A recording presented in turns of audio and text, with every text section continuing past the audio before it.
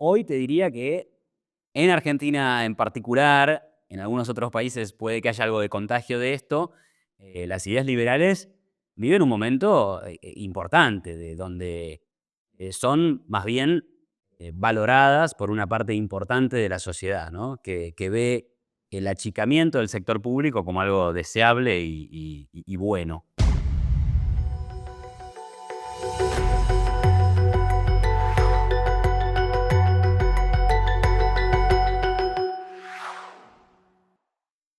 Olá, você está no canal Brasil, uma realização da FEComércio São Paulo, que hoje, em parceria com o Fórum Mackenzie de Liberdade Econômica, entrevista o professor e economista argentino Ivan Carrinho, que veio ao Brasil justamente para participar deste evento. Professor Carrinho, muito obrigado pela oportunidade.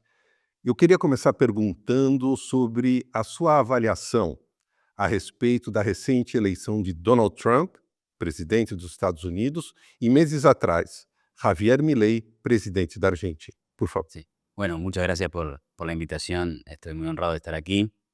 Em, bueno, mi reflexión sobre las elecciones en Estados Unidos, Trump y Milley, esa es la pregunta, ¿no? Imagino que si la pregunta contiene a las dos personas en la misma frase es porque hay algo en común entre ellos. De hecho, Milley y Trump han mostrado una relación pública muy amistosa, de admiración mutua, ¿no? Milley ha hablado bien de Trump, Trump ha hablado bien de Milley. Bueno, creo que refleja al menos una tendencia en algunos países de nuestra región o en toda la América, pero que también aparece en Europa, ¿no? Con algunos liderazgos, en donde, bueno, va cambiando el espectro ideológico. Digamos, en América Latina estuvo muy de moda el socialismo del siglo XXI a partir de la década del 2000, en un contexto de mucha bonanza internacional en materia económica, producto de la suba de precio de los commodities. O sea, quiero decir, hubo mucho dinero para repartir, con lo cual la idea del socialismo del siglo XXI parecía, digamos, ser sostenible, porque las economías crecían a pesar de tener gobiernos de un signo de izquierda, ¿no?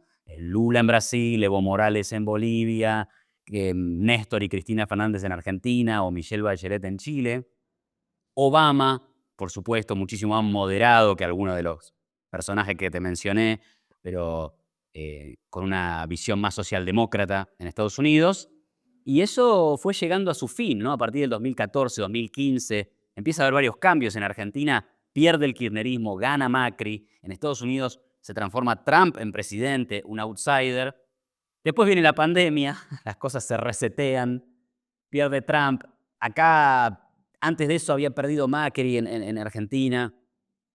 Le fue muy mal a Alberto Fernández, ¿no? Que gobernó junto con Cristina Fernández de Kirchner. Y eso hizo que ideas que eso hizo que la gente, por lo menos en Argentina, en el caso de Argentina, necesitaran o recibieran con buenos ojos a alguien que venía de afuera de la política, ¿no? El fenómeno del outsider. Y el fenómeno del outsider es compartido por Trump, porque en definitiva Donald Trump nunca había hecho política antes de transformarse en presidente, ¿no? De hecho, ni siquiera había sido diputado, ni senador, ni intendente, ni nada. Y Milei, un poco de lo mismo. La verdad es que él llega a la política de afuera, como un economista independiente, profesional, que hablaba en los medios de comunicación, que estaba visiblemente enojado con toda la política tradicional, pero que tenía muy sólidas y claras sus ideas económicas, y que además se presentaba como un libertario, ¿no? Un hombre de ideas liberales radicales. Se transformó en diputado en el año 2021 y 2 años después se transformó en presidente. Entonces yo creo que lo que muestran estas elecciones es un giro hacia ideas más liberales, de derecha, conservadoras, en oposición a las ideas de izquierda, progresistas. Ese es un rasgo que comparten en común. Y por otro lado, un cansancio de la política tradicional, porque ya que ambos son outsiders y tienen un estilo muy particular, creo que esas dos cosas están conviviendo en ambos países. O liberalismo econômico, qual é o papel dele hoje em países como os nossos? Bueno, el liberalismo económico es una idea que no depende de los tiempos, digamos, ¿no? Digamos, algunos hablan, para desmerecer a las ideas liberales, la catalogan de neoliberalismo, ¿no? Por ejemplo, en los 90 se hablaba de el neoliberalismo, como si fuera algo distinto a las ideas liberales que tanta tradición tienen en la historia del pensamiento político, filosófico, económico, ¿no? Entonces, el liberalismo económico tiene algunos pilares fundamentales, como el respeto por la propiedad privada, la convicción de que los precios de mercado asignan eficientemente los recursos, que generan buenos incentivos para producir cada vez más. Em, la idea de que hay que comerciar con el mundo, ¿no? Es de que bajar las barreras al comercio es mayor eficiencia, mayor productividad, por lo tanto mayor riqueza. Y bueno, en el caso de Argentina en particular, esas ideas habían sido rechazadas de plano. O sea, a partir de una crisis muy grande que tuvimos a fines de los años 90, a principios de los años 2000, el liberalismo o el neoliberalismo habían quedado como una mala palabra en el diccionario. Luego viene el auge del socialismo del siglo XXI, que estaba anclado en ese rechazo por las ideas liberales, pero ¿qué empezó a pasar? Empezaron a haber muy malos resultados. La realidad es que empezó a haber mucha inflación, em, bajo crecimiento económico, el dólar, el precio del dólar subía, subía, subía, pusieron un control de cambios, aparecieron 2, 3, 4, 5 precios para el dólar y la población empezó a cansarse también de eso, ¿no? Em, entonces hoy la gente recibe con muchos mejores ojos las ideas liberales.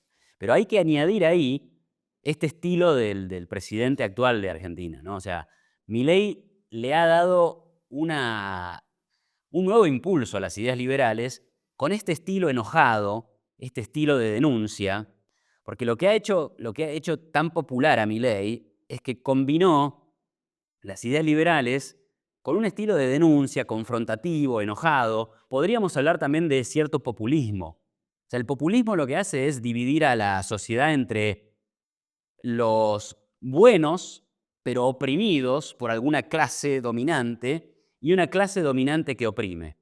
Esa estrategia la puede usar la izquierda, y la ha usado históricamente, pero también la pueden usar ideas de derecha o liberales.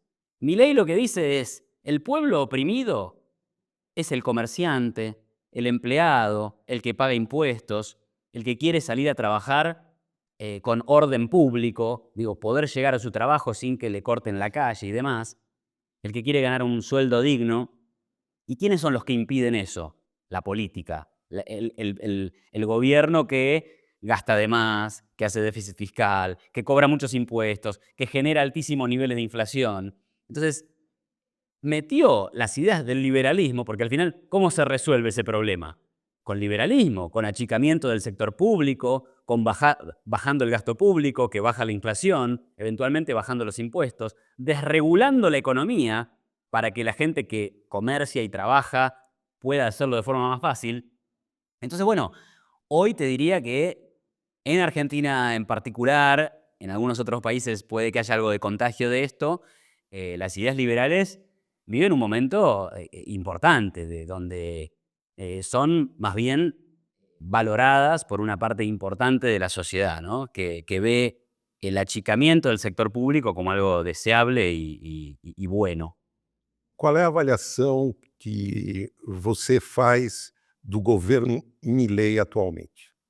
Bueno, la verdad, hablamos por los datos y los resultados. El gobierno digamos, Milei llegó al poder con un discurso, como yo te decía, un poco populista libertario, ¿no?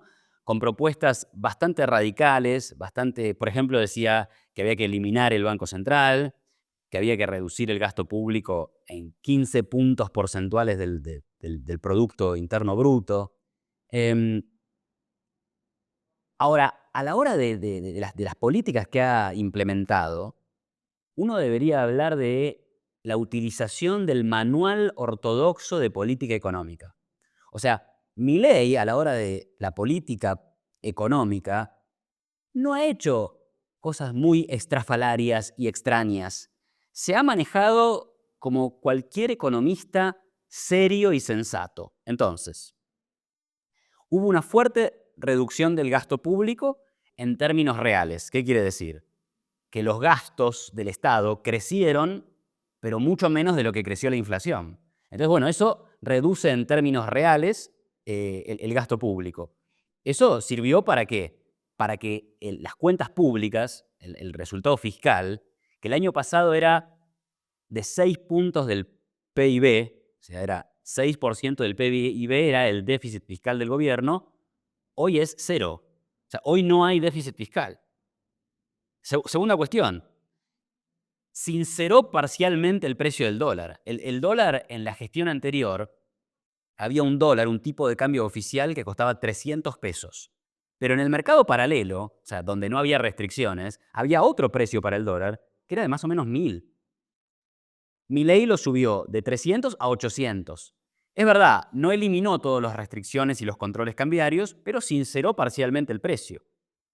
Y eso hizo con otros precios de la economía. Por ejemplo, el combustible costaba 300 pesos, liberó el precio de las naftas, los combustibles se fueron a más o menos 1000 pesos el litro de combustible, y una enorme serie de precios controlados que había en la economía, en el supermercado, la tarifa eléctrica, el precio del gas, todo eso se fue liberalizando, normalizando. Bueno, claro, en los primeros meses del año hubo un violento salto de la tasa de inflación, cayó el poder adquisitivo de los salarios y cayó la economía. Pero todo eso era previsible. Hoy en día acaba de salir hoy el dato de inflación mensual, 2,7%. El dato de inflación mensual de octubre, 2,7%. Es el valor más bajo de la inflación desde noviembre del 2021. O sea, es altísimo porque una inflación mensual de 2,7 no tiene nadie, pero en nuestro caso es el valor más bajo desde hace 3 años atrás. El salario real, o sea, el poder de compra de los salarios, viene recuperándose hace 4 meses. Y la economía, o sea, la actividad económica y la producción, si bien cayó en los primeros meses del año, ya encontró un piso y empezó a recuperarse. Entonces, bueno, te diría que se han aplicado recetas ortodoxas, recetas que cualquier economista diría, esto es lo correcto. Apareció un costo de corto plazo previsible y hoy estamos en una recuperación también previsible con una muy marcada baja en la tasa de inflación. O sea que habría que decir que el programa está teniendo cierto éxito. Las variables financieras mejoraron enormemente. El riesgo país cayó 2000 puntos más o menos, perdón, un poquito menos. Bueno, pero casi 2000 puntos, porque estaba en 2700 puntos básicos. Hoy andamos por 800 puntos básicos. Entonces, creo que se está trabajando bien y empiezan a ver ahora algunos resultados concretos. Agora, professor, questionamento frequente a essa lógica é o impacto nos serviços públicos e na qualidade dos serviços públicos. Como você responde a esse questionamento? A ver, los servicios públicos, si entendemos por servicios públicos lo siguiente. Por ejemplo, en Argentina decimos la luz eléctrica, el agua corriente, el gas para calefaccionar. Todo eso se consideran servicios públicos. Dado que los precios de esos servicios públicos estaban regulados, ¿sí? Estaban mantenidos a un valor por debajo de su valor natural o de mercado, la calidad era muy mala. O sea, en Argentina todos los veranos se corta la luz.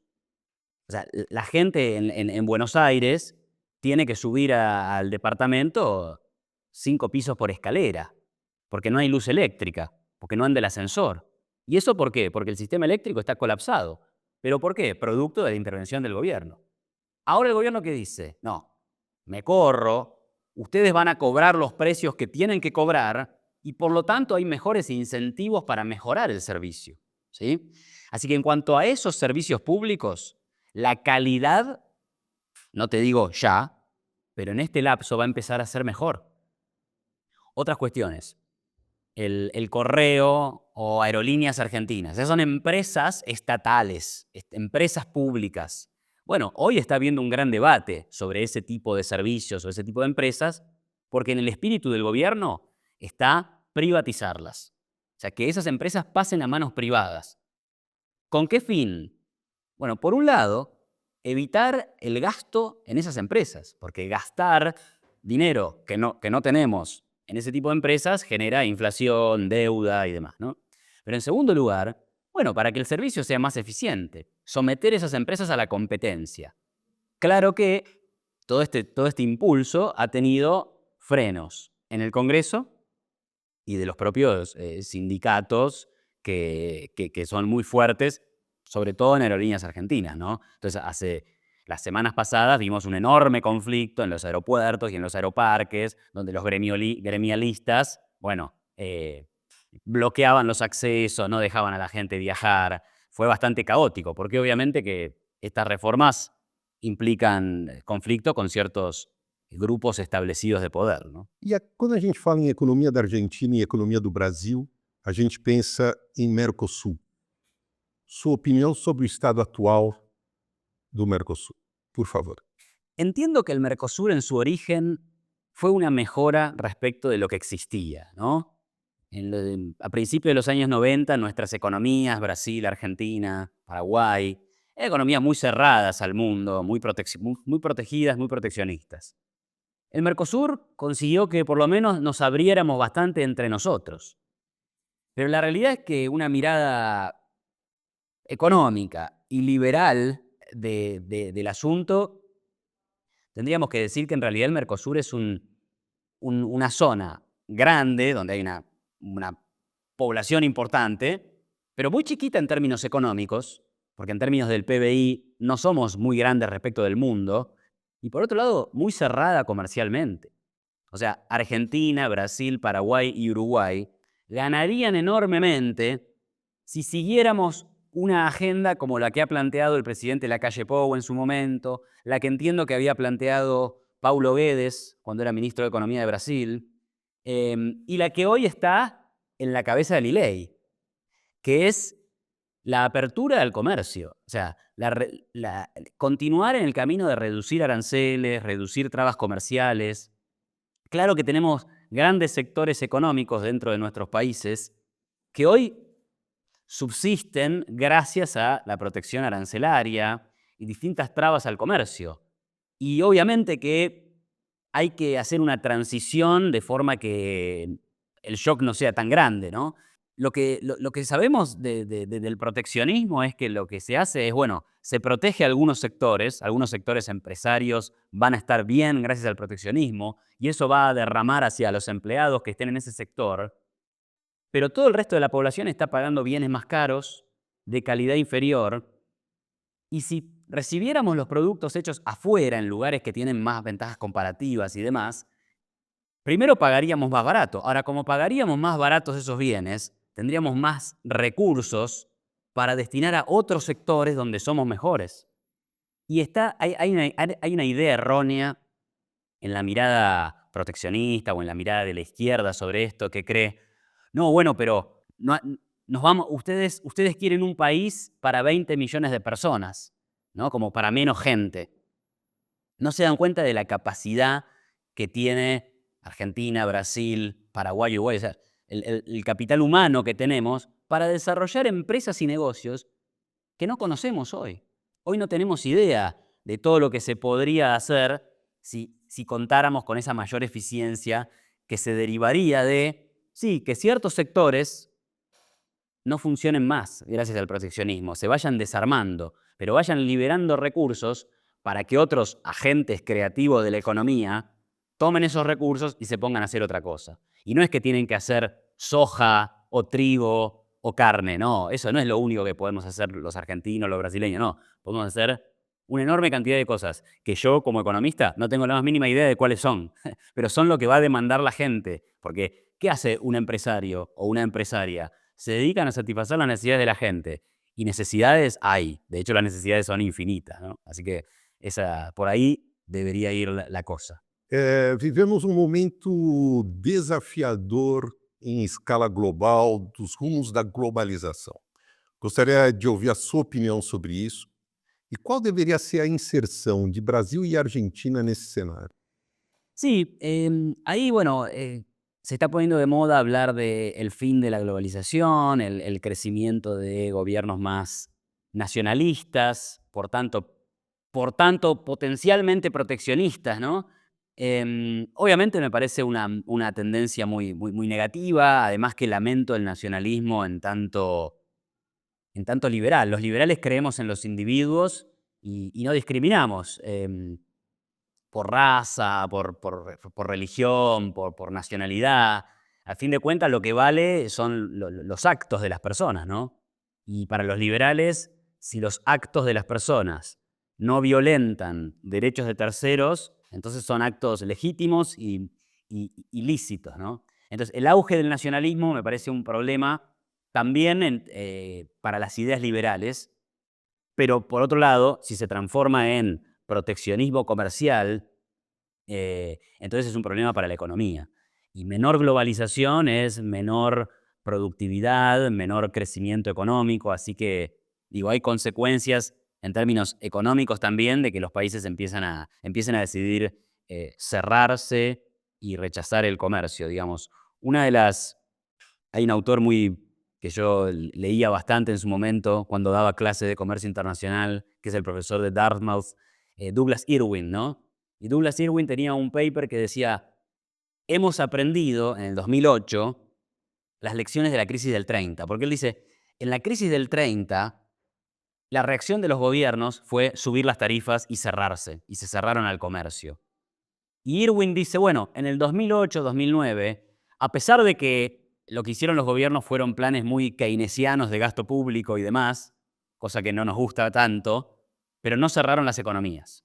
O sea, en esa época la visión fue, no cometamos los errores de 1930. Bueno, la lección vale para hoy, que no se cometan los errores que se cometieron en la década del 30, donde todas las economías empezaron a cerrarse. Y para América Latina fue fatal todo eso, porque de esa época viene toda esta corriente de ideas con Raúl Prebisch a la cabeza, ¿no? De la idea de que hay que industrializar los países sustituyendo importaciones, ¿no? La industrialización por sustitución de importaciones, que a toda la región le metió una agenda ultraproteccionista de la cual, gracias a la cual terminamos siendo un continente atrasado, estancado, y Chile nos mostró lo que había que hacer, porque hacia fines de los 70, Chile abandona esas ideas, se abre unilateralmente al comercio, es decir, se abre completamente a la globalización, y es uno de los países que mejor performance económica ha tenido en los últimos 40 años de historia, ¿no? Entonces, claramente tenemos que aprender esa lección, que es abrirse al comercio, abrirse a la globalización y no tenerle miedo. Es una pena que hoy países tan importantes como puede ser Estados Unidos o algunos países de Europa vayan por este camino erróneo, ¿no? É isso exatamente que eu ia perguntar. O discurso eleitoral de Donald Trump sobre tarifas é um discurso eleitoral ou que vai ser implementado? No, claramente tiene posibilidades de ser implementado. De hecho, cuando fue presidente hubo aumentos de aranceles, al menos en forma específica con China, en el aluminio, en el acero y demás, ¿no? No tengo el recuerdo claro si esos aumentos de tarifa impactaron en algo en Brasil o en Argentina. En el caso de Argentina, creo recordar que no. Pero bueno, no obstante, sigue siendo un problema para la industria norteamericana, que tiene que pagar más caro el aluminio, o bien para los consumidores. Y además genera la revancha de otros países, ¿no? Que diga, bueno, si Estados Unidos sube las tarifas, yo se las voy a subir para contrarrestar. Y luego vienen los políticos peronistas en Argentina, ¿no? Que dicen, ¿cómo nos vamos a abrir al mundo si Donald Trump está cerrándose? Y uno dice, no, puede ser. Ahora Donald Trump le da un argumento a quienes han hundido a mi país para que sigan en las políticas que lo han hundido, ¿no? Porque, como te decía, el proteccionismo comercial también es uno de los grandes responsables del atraso y de la decadencia de Argentina y de gran parte de América Latina. Entonces, bueno, es un problema a múltiples niveles el proteccionismo de Donald Trump, que por otro lado tiene muchas ideas económicas acertadas, ¿no? Como que hay que desregular la economía, que hay que bajar impuestos. Y últimamente hasta lo he escuchado decir que hay que pagar la deuda y que va a resolver el problema de la deuda, ¿no? Que ha sido también un problema cuando bajas los impuestos pero no bajas el gasto público. Bueno, hoy parece que eso también le preocupa. Ahora, con el proteccionismo, digamos, no, creo que no la ve, como decimos en Buenos Aires. Professor, uma das dúvidas, curiosidades mais comuns sobre a Argentina é como se foi formado o caminho de um dos países mais ricos do planeta no início do século XX às recorrentes crises do passado recente. Como é que se pode descrever esse processo? Bueno, para hacerlo resumidamente, porque te imaginarás que hay tanto escrito sobre eso y tantos intelectuales que han tratado de resolver ese problema, pero podríamos decir que se remonta el comienzo a la crisis de los años 30. O sea, la crisis de los años 30 pone en discusión muchos paradigmas. La idea del liberalismo se pone en contradicción, aparece el auge de Keynes y la necesidad del Estado para resolver los problemas de los ciclos económicos, ¿no? Y los países se cierran. Y Argentina dependía muy fuertemente de las compras de Inglaterra. Era un gran socio comercial de Inglaterra, también de los Estados Unidos, y esos países deciden cerrar sus fronteras.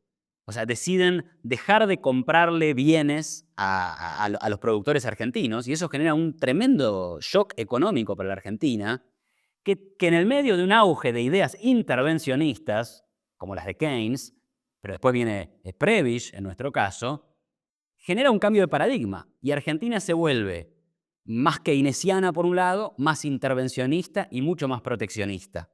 Bueno, eso dura un largo tiempo, aparece Perón, obviamente, aparece el primer líder populista de centroizquierda tal vez, un populista redistribucionista del ingreso, ¿no? Él veía que había clases muy acaudaladas, muy ricas, y dijo, bueno, le voy a sacar a este sector para darle a otro. Entonces aparece el intervencionismo, el redistribucionismo, la idea de la justicia social, y en la medida que hay recursos para pagar todo eso, el carro siguió andando, a pesar del proteccionismo, a pesar del intervencionismo, a pesar de tener mayores niveles de inflación de lo que teníamos antes. Pero allá por la década de los 70, a todo esto había que sumarle precios controlados. Hacia la década de los 70, todo colapsa. O sea, tenemos un fuerte salto de la tasa de inflación en el 75, y el PBI per cápita argentino empieza a caer. Pero además, y ahí te diría que desde los 70 en adelante, Argentina ya tenía inflación, problemas con la deuda, y a partir de ese entonces empieza a haber un recurrente problema fiscal. O sea, los gobiernos argentinos, militares, peronistas, radicales y kirchneristas, si se quiere hacer la diferencia entre el kirchnerismo y el peronismo, todos gastaron por encima de lo que recaudaron y reventaron las fuentes de financiamiento, o sea, agotaron las fuentes de financiamiento. Entonces eso nos llevó a muchas crisis en los últimos 40 años, crisis de inflación o crisis de deuda. Tuvimos una crisis de deuda en los 80, una crisis de inflación en los 80, una crisis de deuda a finales de los años 90, crisis de inflación en la década del 2000, crisis de deuda con Macri de vuelta, crisis de deuda con Alberto Fernández de vuelta. Entonces, claro, todo eso ya no generó que Argentina simplemente estuviera estancada. No, generó que Argentina se cayera y tuviera fuertes crisis económicas, crisis macroeconómicas. Y eso es una lección que otros países de América Latina aprendieron. O sea, Brasil puede estar muy mal, pero no ha tenido grandes crisis macroeconómicas desde mediados de la década del 90. ¿Sí? Bueno, tuvo una crisis de deuda ahí con Dilma, el PBI cayó un par de años, es verdad, pero no son esas tremendas crisis macro como las de Argentina, con tremendos saltos de la inflación o muy fuertes saltos de la tasa de desempleo. Chile ni hablar, súper ordenado. Uruguay, un país súper ordenado macroeconómicamente. Paraguay, súper ordenado en términos macroeconómicos. Argentina no hizo eso, ¿no? Entonces es por eso que, sobre todo en el último tiempo, la decadencia es muy notoria. Para terminar, professor, com os seus estudos e com a sua experiência, no Brasil se discute muito a questão da reforma administrativa. Como modernizar o Estado sem sacrificar a qualidade de serviços públicos? Bueno, mira, tampoco soy un experto en esa materia, porque creo que hay que también, la división del trabajo va para todos, ¿no? Y en el caso de Argentina lo que tenemos hoy es un economista egresado del MIT, pero igual es lo mismo, uno podría ser egresado de nada, digamos, pero hay que concentrarse en esos temas. Se llama Federico Sturzenegger. Lo que pasa es que Federico Sturzenegger es un gran académico, es un gran profesional, ha estado en la gestión pública, ha estado en el sector privado, pero hace algunos años, te diría hace 3 años, que está investigando todas esas trabas y regulaciones que el Estado le impone a la actividad privada. Entonces, para las elecciones del 2023, él le acercó un proyecto a una candidata que era Patricia Bullrich para modernizar el Estado, desregular, o sea, eliminar regulaciones estatales que vienen de muchos años, que algunas están obsoletas y otras simplemente generan muchas trabas en la actividad privada, ¿no? También miró el organigrama estatal y pensó qué ministerios, qué secretarías realmente cumplen un rol deseable y cuáles no. Bueno, y esa es una propuesta que le acercó a Patricia Bullrich. Pero cuando ganó Javier Milei, que tenía la idea de reducir el tamaño del Estado, tomó a Federico Sturzenegger y le dijo, bueno, te invito a que vengas a mi gobierno, y ahora Federico Sturzenegger es el ministro de, no sé si se llama reforma del Estado, modernización del Estado, etcétera, etcétera. ¿Cómo hacer? Y voy con algo un poco más radical. Rothbard, un pensador norteamericano, decía, hay dos cosas que se pueden hacer con las tareas que lleve adelante el Estado. Una es eliminarlas y otra es privatizarlas. ¿A qué voy con esto? Es una postura muy radical, ¿no? Pero sí que hay un montón de cosas que hoy hacen los gobiernos que no las tienen que hacer. Entorpecen, no son servicios públicos, son lo contrario. No son bienes públicos, son males públicos. Porque si las oficinas estatales no sirven para nada, le están dilapidando el dinero de la gente. No sé cuáles son, pero estoy seguro que las hay. Y si no hay ninguna, perfecto. Vamos a la otra cuestión. Para que el Estado se corra del medio, pero no sacrifiques el servicio público, si es que efectivamente es un servicio público, bueno, se puede pensar en privatizar. Hay que, como se ha privatizado aquí la línea aérea Varig, o tal vez se terminó eliminando, creo que algo de eso pasó, Pluna en Uruguay, ahora estamos con el mismo debate en la Argentina sobre aerolíneas argentinas. Hay empresas del Estado o tareas del Estado que pueden ser cedidas al sector privado.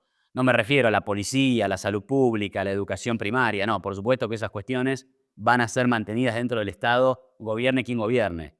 Pero a la hora de pensar en una modernización del Estado, lo primero que hay que hacer es decir, bueno, estas tareas, ¿sirven o no sirven? Si no sirven, eliminarlas. Si sirven, bueno, estudiar si no es mejor que las haga el sector privado en competencia y de forma más eficiente, ahorrándole recursos al que paga impuestos, que las haga el Estado mal y con derroche de dinero público, ¿no? Así que eso sería mi punto de vista. Professor, muito obrigado.